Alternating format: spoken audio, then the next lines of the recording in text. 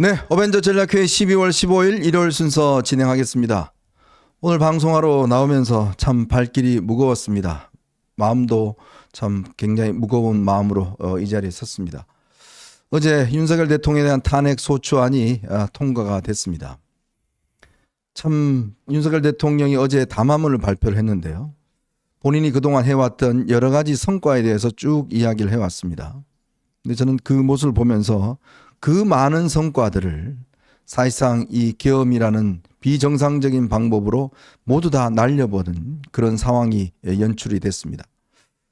정말 이 70년 동안 우리 보수가 쌓아왔던 성과와 업적들 뭐 이런 것들이 한순간에 날아가 버리고 대한민국의 경제와 안보가 위기에 처해 있습니다. 자, 이런 걸 자초했던 대통령은 오히려 떳떳하게 이야기를 하고 있는 상황인데 이걸 막았던 정말 이 그 위기의 상황에서 계엄령을 막아내고 그나마 국민의힘에 소멸되는 것을 막았던 한동훈 대표는 사실상 쫓겨나는 그런 신세가 지금 되고 있습니다. 참 이걸 보고요. 많은 친윤들과 일부에서는 한동훈 대표를 배신자라고 이야기를 합니다. 저는 그렇게 봅니다. 진짜 국민을 배신한 사람은 누구죠? 진짜 우리 보수를 배신한 사람은 누굽니까? 그러니까요. 정말 우리 보수회가 그동안 이렇게 노력해오고 쌓아왔던 것들을 다 배신하고 저 이재명을 저렇게 띄워주고 저 종북 좌파들을 저렇게 살판나게 만들어줬던 사람이 누구인가요? 결과적으로 저는 그거를 빗대서 한동훈 대표를 배신자라고 그러고 또 윤석열 대통령을 이렇게 어떤 면에서 보면 옹호하고 보호하려고 했던 하는 그 현상을 보면서 국민의 80%가 지금 탄핵을 찬성하고 있습니다. 왜겠습니까? 다 그런 이 우리가 쌓아놓았던 것들을 망가뜨리는 그 결과물을 국민들이 지금 체험하고 있기 때문에 아닌가요? 참 그런 참담한 느낌들을 지울 수가 없습니다. 정말 이 정의롭고 정도를 가져고 했던 올바른 길을 가져고 했던 사람들은 탄압받고 그러지 않은 사람들이 오히려 고개를 쳐들고 그런 사람들을 향해서 배신자라고 하는 이 참 부조리의 정치판 참 저는 답답한 심정으로 많이 보고 있습니다.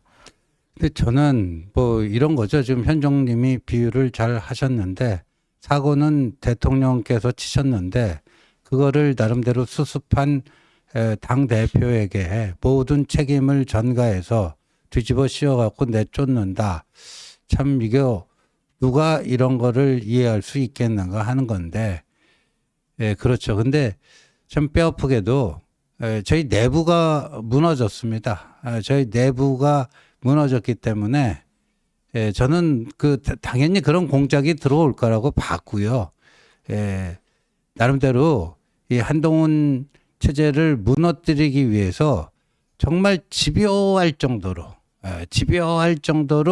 한동훈 주변 사람들에 대한 시시콜콜한 정보까지 다 파악하고 약점이 무엇인지 아킬레스건이 무엇인지 뭐 이렇게 준비를 한 게 아닌가 보여지는데 여하튼 저희 내부가 무너지면서 그런 참담한 결과가 나와서 저도 참 여러분들 보기에 참 면목이 없습니다. 면목이 없고요. 그러나 오히려 또 이런 시련이 더 단단하게 만들어주는 저희 자신들을 더 단단하게 만들어주는 그런 계기로 약으로 삼겠습니다. 네, 제가 어제도 말씀드렸지만 정치라는 것이 국민 다수를 보고 하는 게 정치의 본질이고 국민을 민생을 살피는 게 정치의 본질이라고 봅니다. 근데 어제 85명이 탄핵에 반대표를 던졌습니다. 물론 뭐 여러 가지 사정은 있겠습니다만은 근데 지금 국민의힘에서 벌어지고 있는 일들을 보면 오히려 탄핵을 찬성한 사람들이 이제 당을 나가라고 하고 있습니다. 참 이런 지금 반동의 지금 흐름을 보면서 그러면 국민의힘은 앞으로 계엄을 찬성하는 정당으로 영원히 남을 것인지 저는 그걸 묻지 않을 수가 없습니다. 만약 그렇게 빠른 시간 안에 해제를 시키지 않았다면 지금 속속 드러나고 있는 것처럼 정말 큰 불상사가 날 뻔했습니다. 만약 그렇게 됐다 그러면 정치인을 체포해서 수방사 지하에 가두고 만약에 뭐 이 김어준이 이야기하는 게 황당한 이야기는 하지만 뭐 그런 일까지 벌어졌다 그러면 정말 이 보수는요, 정말 앞으로 국민들에게 영원히 낯을 들 수 없는 그런 상황으로 될 수밖에 없었습니다. 그거를 차분히 보자고 하는 사람이 있습니다. 나경원 의원이 말이죠. 이 사태에 대해서 우리가 좀 차분하게 대응하자 이렇게 이야기를 해요. 자, 그런데 제가 나경원 의원에게 묻겠습니다. 12월 3일 날 그날 그분은 그럼 차분하게 대응하기 위해서 당사에 앉아 계셨나요? 차분하게 대응하기 위해서 그냥 당사에서 텔레비만 지켜만 보셨습니까? 그 위기의 상황에서 지금 국민들은 이 모든 모습들을 정말 아프게 또 지켜보고 있는 상황 아니겠습니까? 그걸 차분하게 혼자만 차분하신가요? 저는 그걸 묻지 않을 수가 없습니다. 자, 오늘 저희가 참 마음이 아프고 여러분도 많이 힘이 빠지시겠습니다만은 그러나 또 이것이 끝이 아니고 또 새로운 시작이고 또 함께 힘을 모아 나가야 되는 그런 상황인 것 같습니다. 그래서 오늘은요, 여러분들과 함께 앞으로 한동훈 대표 지금 오늘 좀 전에 뭐 기자회견 한다라는 일부 보도가 있었습니다만은 그건 오보이고요. 아직까지 정해지지는 않았습니다. 한동훈 대표가 앞으로 나아갈 길은 어떤 길이 있는 것인지 그 문제와 함께 그러면 이제 국민의힘은 어떤 정당이 되려고 하는 것인지 그 점과 그리고 이제 이재명이 정말 이제는 대통령 행세를 하고 있습니다. 대통령 행세를 하고 있는 이재명 이 모습들을 한번 여러분하고 같이 이야기를 좀 나눠보도록 하겠습니다. 자, 여러분 보시면서요. 구독과 좋아요 알림 꼭 부탁드리도록 하겠습니다. 첫 번째 이슈로 넘어가도록 하겠습니다. 자, 지원님 지금 좀 전에 뭐 한동훈 대표가 기자회견 이야기가 있었는데 네. 그거 한번 진상을 좀 이야기를 해주실까요? 그 한동훈 대표가 어제 이제 최고위원 전원이 선출직 최고위원 전원이 줄 사퇴를 하지 않았습니까? 네네. 그리고 나서 본인이 조금 더 대표직을 유지하면서 시간을 끌 것인지 아니면은 뭐 거취를 정리할 것인지 요 이제 기로에 섰던 것이죠. 네. 기로에 섰던 것인데 아마 뭐 마음의 정리는 다 끝난 것으로 알고 있습니다. 네. 그런데 그 입장 표명을 언제 하느냐? 저는 뭐 오늘 아니면 내일 정도라고 그 감을 잡고 있었는데 네. 뭐 오늘 4시 뭐 국회 소통관에서 한다라고 하는 뭐 채널에 그 뭐 보도가 떴다. 그래서 다른 언론들도 이제 그게 맞나 보다 해서 한 건데 요게 좀 그 뭐 착오가 좀 있었던 것 같습니다. 네. 그래서 오늘 하는 게 아니라 아마 내일쯤 하지 않을까. 내일쯤 하지 않을까 보여주는데 요거는 약간의 그런 좀 착오가 있었습니다. 네. 그 저 언론사 측에서요. 예.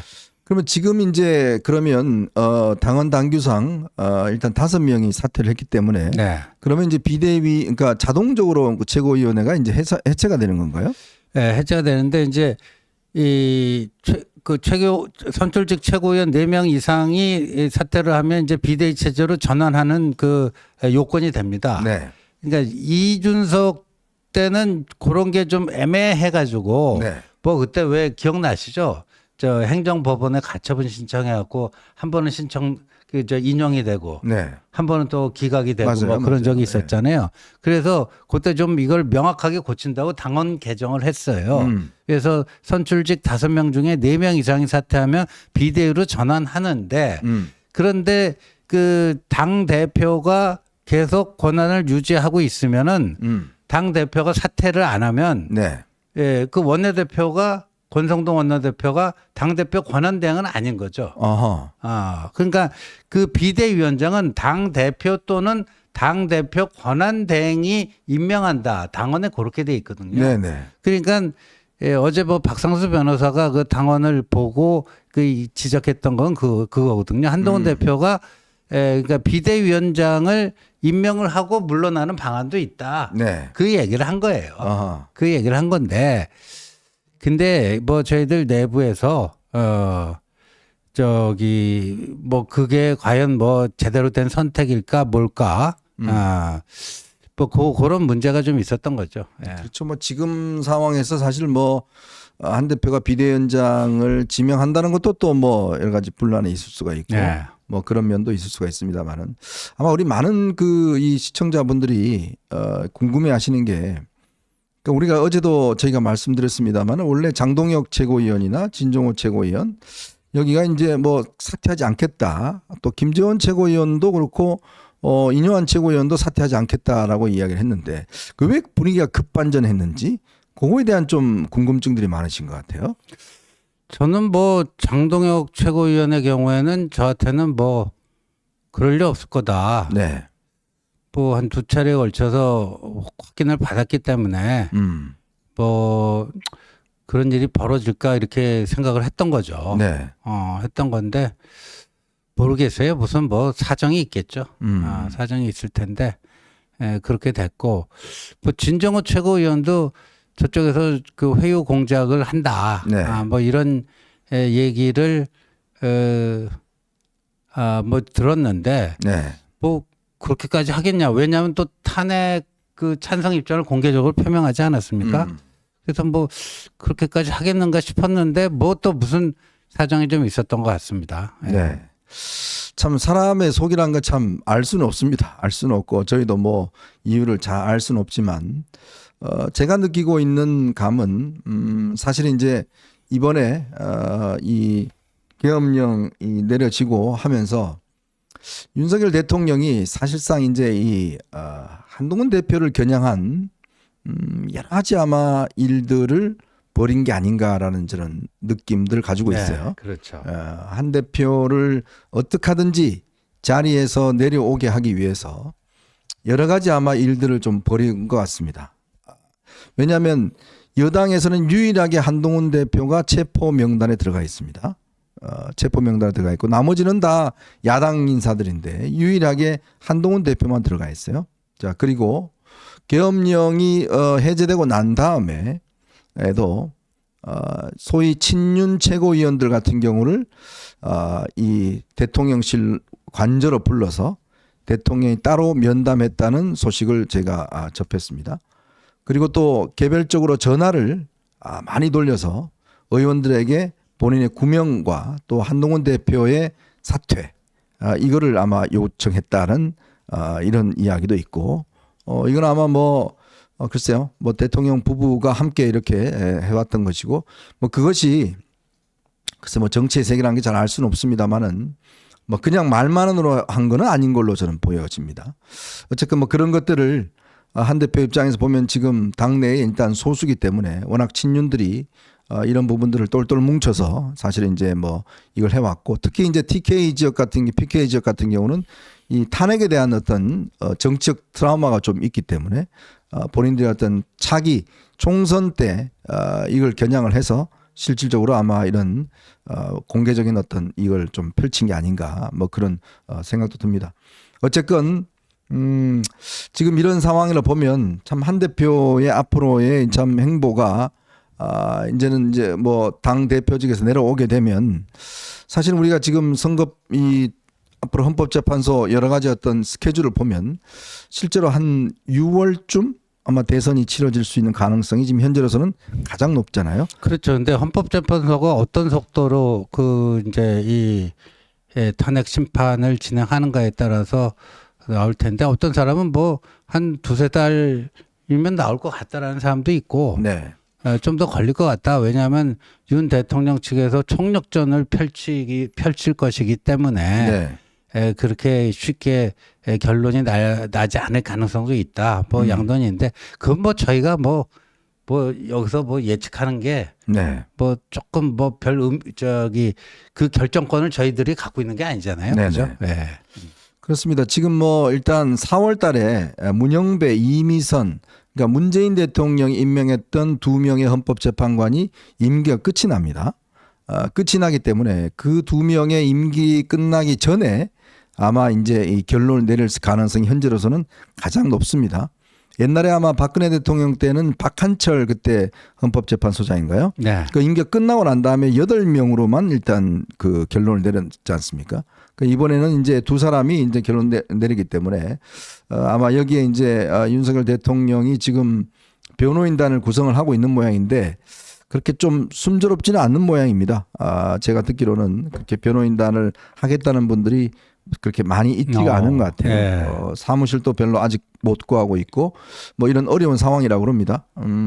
뭐 왜냐하면 이게 참 내란죄 부분이 있기 때문에 참 이거를 변호인들이 나서서 뭔가 어떤 변호를 할 경우에 나중에 본인의 어떤 이런 뭐 영향도 미칠 수가 있고 지금 뭐 김홍일 전 방통위원장하고 석동현 변호사 뭐 이분 정도만 이제 지금 참여를 하고 있는 것으로 그렇게 알고 있습니다. 자, 야, 그 또 석동현 변호사가 예. 서울법대 그 동기이긴 한데 지난번에 그 자유통일당 나왔죠. 비례대표 1번이었나요? 네.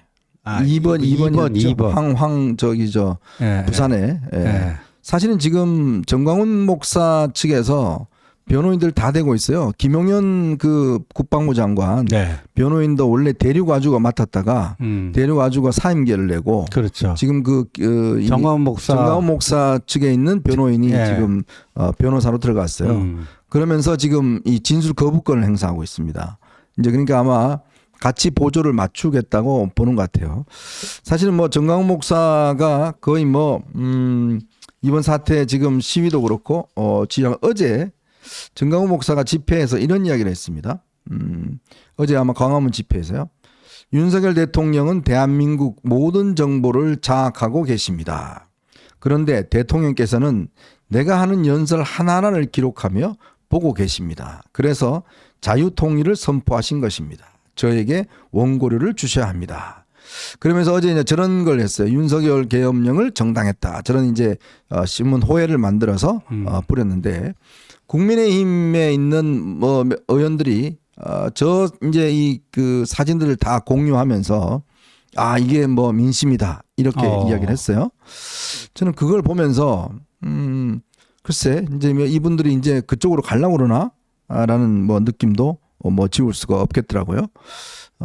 사실 이제 지금 모든 어떤 이 변호인이나 또 움직임들을 보면 거의 뭐 정광훈 목사 쪽에서 주도하는 뭐 이런 쪽에서 아마 의존하는 뭐 그런 상황인 것 같습니다. 참 안타까운 그런 상황인데 자 한동훈 대표 이야기를 좀 더 해보겠습니다. 사실 이제 한동훈 대표도 이런 상황이 올 줄을 아마 뭐 좀 예견을 전혀 안 한 건 아닌 것 같습니다. 알고 그리고 지금 사실은 이제 그런 이 주변에서도 그런 조언들을 많이 있었어요. 왜냐하면 지금 당내에서 이렇게 친윤들하고 계속 싸움할 경우에 이미지만 소진되고 사실은 이게 할 수가 없기 때문에 어느 시점에서는 빨리 나와서 정말 이제 얼마 남지 않은 대통령 선거를 준비해야 되는 거 아니냐. 이런 견해도 있었고 네. 그래도 끝까지 이제 당 대표직을 하면서 뭔가 책임지는 자세를 보여줘야 된다. 근데 지금 상황을 보면 사실상 뭐 쫓겨났기 때문에 본인은 사실은 끝까지 하려고 하는 의지가 있었습니다만은 쫓겨났기 때문에 이거는 뭐 방법이 지금 없는 상황이지 않습니까? 그렇죠. 방법이 없습니다. 그러니까 이제 이 버티기가 뭐 일부 가능하다 뭐 이런 분석도 나오고 있는데 그건 사실상 불가능한 이야기 같고요. 그리고 뭐 제가 봤을 때는 그 뭐 나름대로 회유 공작에 넘어간 사람들이 또 있는 거기 때문에 참 어찌할 방법이 현재로서는 좀 그렇습니다. 그래서 오히려 이게 잘 또 이거를 약으로 삼으면 전화위복의 계기가 될 수도 있지 않겠는가 하는 생각이 듭니다. 왜냐하면 한동훈 대표가 만약에 어제 뭐 장동혁, 진정호 최고위원 두 사람이 이제 그 사퇴를 하면서 사실상 이제 한동훈 체제가 와해가 된 셈인데 그 두 사람이 넘어가지 않고 이 한동훈 체제가 유지됐다 할지라도 친윤들은 제2, 제3 뭐 당원 게시판 소동도 결국 그들이 일으킨 것이고요. 예. 그러니까 요번에는 또 이제 이 탄핵을 왜 찬성을 했느냐. 근데 저는 정말 웃긴 게 뭐냐면 권성동 원내대표가 선출되고 그 다음날 기자 간담회를 했거든요. 비상계엄령에 대해서 어떻게 생각하냐 했더니 중대한 잘못이다고 그랬어요. 찬성을 안 한다는 거죠. 비상계엄령이 중대한 잘못이다. 그런데 중대한 잘못이라 해놓고 탄핵은 반대한다? 그럼 보통 사람들이 봤을 때는 저 사람 뭐야? 잘못됐다고 해놓고 탄핵은 하지 말자고 하는 거야? 더군다나 12월 10일 대통령 담화를 통해서 12월 7일에 당에 일임하겠다라는 약속을 사실상 깬 거 아니에요. 네네. 자진 사퇴를 거부한 거 아닙니까? 자진 사퇴를 거부하고 탄핵 심판에 당당히 맞서겠다 이렇게 선포를 하지 않았습니까? 네. 그러면 자진 사퇴도 안 하고 그 친윤 주장처럼 뭐 탄핵도 하면 안 되고 그럼 그 뭐죠? 결국 마치 계속 그냥 있는 거죠. 뭐. 마치 아무 일도 네. 없었던 것처럼 계엄 전에 상황으로 돌아가자는 얘기뿐이 더 돼요. 그렇죠. 그게? 네. 그럼 국민을 뭘로 보고 그런 주장을 하는지 모르겠어요. 그러니까 그럴 경우는 이 감당해낼 수가 없지 않습니까? 그렇죠. 그래서 이 오세훈 시장이나 그다음에 유종복 인천시장이나 다들 나서서 탄핵에 찬성해야 된다는 입장을 이야기한 게 그 민심을 무시할 수 없었기 때문에 그리고 대통령의 어떤 이 멘탈을 보면 아마 2차 담화문을 보시면 아마 알 겁니다. 네. 그러니까 본인이 전혀 잘못한 게 없다는 거 아니에요. 그러니까 계엄령 발동하기 그 전으로 돌아간 거 아니겠습니까? 그리고 그게 지금 현재 진행하고 있는 여러 가지 지금 뭐 이 당시의 공무원들 이 군인들 경찰들 이 주장하고는 전혀 상반된 이야기를 하고 있잖아요. 그렇죠. 그래서 국민들이 우려했던 게 이게 제2의 계엄이 일어날 수 있는 가능성도 있다. 그러니까 이런 어떤 우려가 있다 보니 그리고 본인이 또 인사권을 계속 행사하고 네. 있고 자 그런 상황에서 이거를 뭔가 중단시켜야 된다. 직무를. 그거에 대한 이제 국민적 동원력이 많았지 않습니까? 네. 그리고 지금 그러면 계엄 찬성하시는 그 늦춰야 된다는 분들은 이 시위 상황 이거 감당해낼 수 있습니까? 그러니까요. 네? 만약에 어저께 지난주 토요일처럼 또 부결이 됐다. 2차 두 번째 부결이 됐다. 그럼 그 국민적 분노는 더 그냥 에스컬레이트 될 거고요. 네. 여의도 국회 주변은 더 많은 인파가 결집할 것이고요. 네. 이 국민의 힘을 향한 어떤 사회적 비난과 지탄 여론은 더 고조될 것이고요. 저기는 정말 윤석열의 그 불법적인 계엄을 옹호하고 비호하고 구제불능의 정당이다. 뭐 이렇게 되고 그러지 않겠습니까? 네. 그다음에 금융시장은 어떻게 되겠습니까? 또 곤두박질 칠 거 아닙니까? 네. 모든 예측 가능성, 그러니까 예측 가능성이 현저하게 떨어지면서 사회 불안은 고조되고 뭐 이런 거 아니겠습니까? 그러니까 좀 어떤 이런 대안이 있으니 이 대안이 그 대안보다는 좀 더 낫지 않느냐? 네. 뭐 이런 거를 제시를 해야 되는데 그거 자체가 없잖아요, 지금. 그러니까 정말 저는 그 분들이 TK 쪽에 있는 국회의원들이나 이런 분들이 도무지 그러니까 이 관심이 없는 것 같아요. 뭘 시위를 하든 말든 나는 그냥 이 지역에 그냥 가만히 있으면 그렇죠. 공천만 받으면 되고 다음번 그러니까 아무 그렇죠. 이 집권을 하고 뭐 재연장하고 아무 생각이 없는 거예요. 그러니까 거기에만 매달려 있으면서 그냥 조용히 있다가 그냥 아무 말도 않고 있다가 그냥 불쑥불쑥 저렇게 이제 그냥 집단 행동만 하는 거거든요. 네. 그러니까 저런 걸 보면 참 그거를 과연 국민의힘을 한동훈 대표가 이제 견뎌내고 이끌어 간다는 게 제가 볼 때는 이거는 거의 불가능한 상황이 아닌가. 자, 그렇다면 국회의원은 85명이 결국은 이제 이 탄핵에 반대를 했습니다. 자, 그러면 저는 이제 한동훈 대표가 앞으로 이제는 이 국회의원들 몇 명이 아니라 진짜 국민의힘의 당원들에게 정말 진지하게 이제는 한번 물어봐야 될 때가 아닌가 하는 생각이 들어요. 그 무슨 이야기냐면 전 이제 지금부터 이제 6개월 정도밖에 남지 않은 가능하다면 이 대선 국면을 이제는 준비를 해야 되는 시점이다. 네. 제가 말씀드렸지만 전혀 가능성이 없는 건 아닙니다. 지금 상황을 보면 물론 뭐 어려운 국면일 겁니다. 그렇지만 이번에도 보시면 이재명이 대표라는 사람이 있는 한 저는 가능성이 충분히 있다고 봐요. 왜냐하면 이재명 대표는 여론조사를 해봐도 호감도가 올라가진 않습니다. 그 왜일까요? 저 사람이 맡으면 완전히 더 심한 독재를 할 것이다라는 그런 이 국민들의 생각을 갖고 있는 거거든요.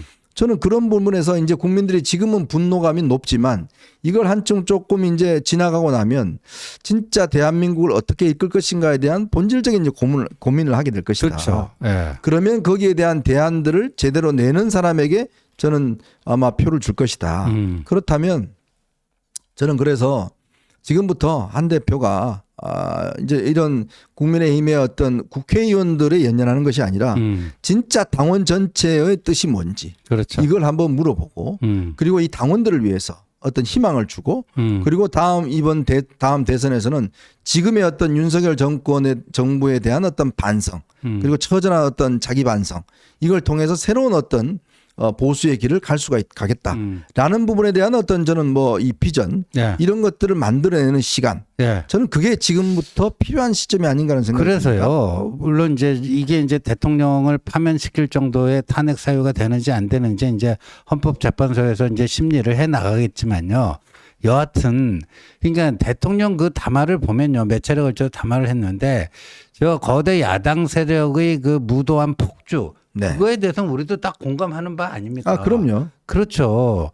이재명, 조국 이 세력들의 그런 무도한 폭주에 대해서는 다들 규탄을 합니다. 근데 그렇다고 해서 이 군을 동원해서 국회를 그렇게 제압하려고 하는 게 정당화 될 수는 없다라는 거죠. 네.